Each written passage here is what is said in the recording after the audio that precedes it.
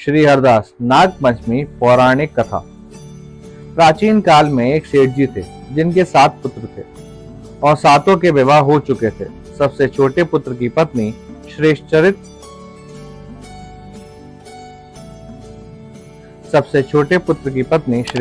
की और सुशील थी, परंतु उसके भाई नहीं था। एक दिन उस घर की बड़ी बहू ने घर लीपने के लिए पीली मिट्टी लाने के लिए सभी बहुओं को साथ चलने को कहा, तो सभी एक साथ डलिया और खुरपी लेकर मिट्टी खोदने के लिए निकल पड़ी। जब बहुएं मिट्टी खोद रही थी तभी वहां एक सर्प निकला, जिसे बड़ी बहू खुरपी से मारने लगी। यह देखकर छोटी बहू ने उसे रोका और कहा, इसे मत मारो, ये बेचारा निरपराध है। ये सुनकर बड़ी बहू ने उसे नहीं मारा। तब वो सांप एक ओर जा बैठा। तब छोटी बहू ने उसे कहा, मैं अभी लौट कर आती हूँ, तुम यहाँ से जाना मत। इतना कहकर वह सबके साथ मिट्टी लेकर घर चली गई और कामकाज में फंसकर सर्प से जो वादा किया था वो भूल गई। दूसरे दिन वह बात याद आई तो वो सबको साथ लेकर वहां पहुंची। सर्प अभी भी उस स्थान पर बैठा था, जिसे देखकर छोटी बहू बोली, सर्प भैया नमस्कार। तू भैया कह चुकी है, इसलिए तुझे छोड़ देता हूँ, नहीं तो झूठी बात कहने के कारण मैं तुझे अभी डस लेता। वह बोली, भैया मुझसे भूल हो गई, उसकी क्षमा मांगती हूँ।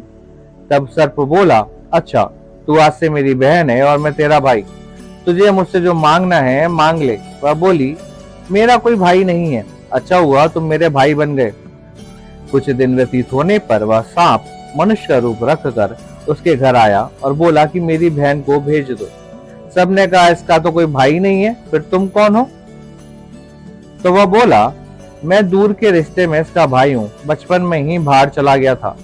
उसके विश्वास दिलाने पर परिवार के लोगों ने छोटी को उसके साथ भेज दिया। उसने मार्ग में बताया कि मैं वही सर्प हूँ, इसलिए तू डरना मत और जहाँ चलने में कठिनाई हो वहां मेरी पूंछ पकड़ लेना।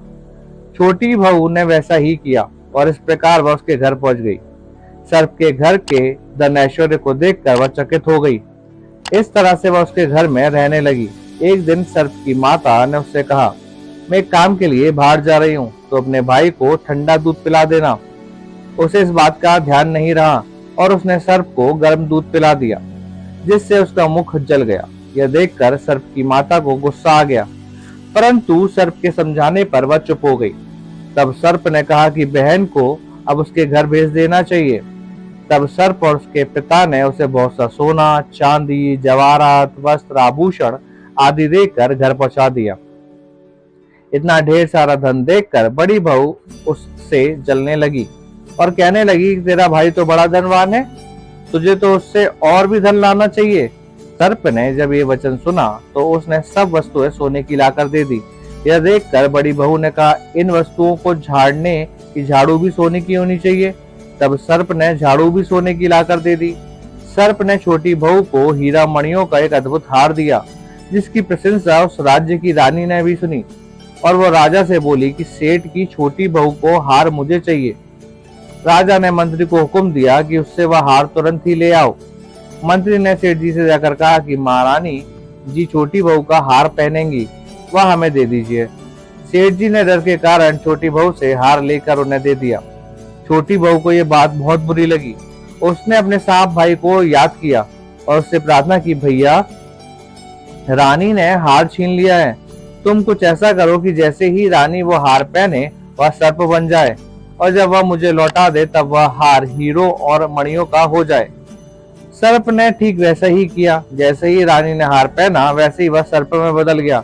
यह देखकर रानी चीख पड़ी और डर गई। यह देखकर राजा ने सेठ को पास खबर भेजी कि छोटी बहू को तुरंत भेजो। सेठ जी स्वयं छोटी बहू को लेकर राजा के दरबार में उपस्थित हुए। राजा ने छोटी बहू से पूछा, तूने क्या जादू किया है, मैं तुझे दंड दूंगा। छोटी बहू बोली, राजन दृष्टा क्षमा कीजिए, ये हार ही ऐसा है कि मेरे गले में हीरो और मणियों का रहता है और अगर किसी और कोई पहने तो उसके गले में सर्प बन जाता है। यह सुनकर राजा ने वह सर्प बना हार उसे देखकर कहा, अभी पहनकर दिखाओ। छोटी बहू ने जैसे ही उसे पहना वैसे ही वो हीरे मणियों का हो गया। यह देखकर राजा ने प्रसन्न होकर उसे बहुत सी मुद्राएं भी पुरस्कार दिया। अपने हाथ सहित घर लौट आई। उसके धन को देखकर बड़ी बहू ने ईर्ष्या के कारण उसके पति को सिखाया कि छोटी बहू के पास कहीं से धन आया है, यह सुनकर उसके पति ने अपनी पत्नी को बुलाया और कहा, ठीक ठीक बता, यह धन कहाँ से आया है। तब वह स्त्री फिर से अपने सर्प भाई को याद करने लगी। तब उसी समय सर्प ने प्रकट होकर कहा, यदि मेरी धर्म बहन के आचरण पर किसी ने संदेह प्रकट किया तो मैं उसे खा लूंगा। यह सुनकर छोटी बहू का पति बहुत प्रसन्न हुआ और उसने सर्प देवता को सत्कार किया। कहते ही उसी दिन नाग पंचमी का त्योहार मनाया जाता है और स्त्रियां सर्प को अपना भाई मानकर उसकी पूजा करने लगी।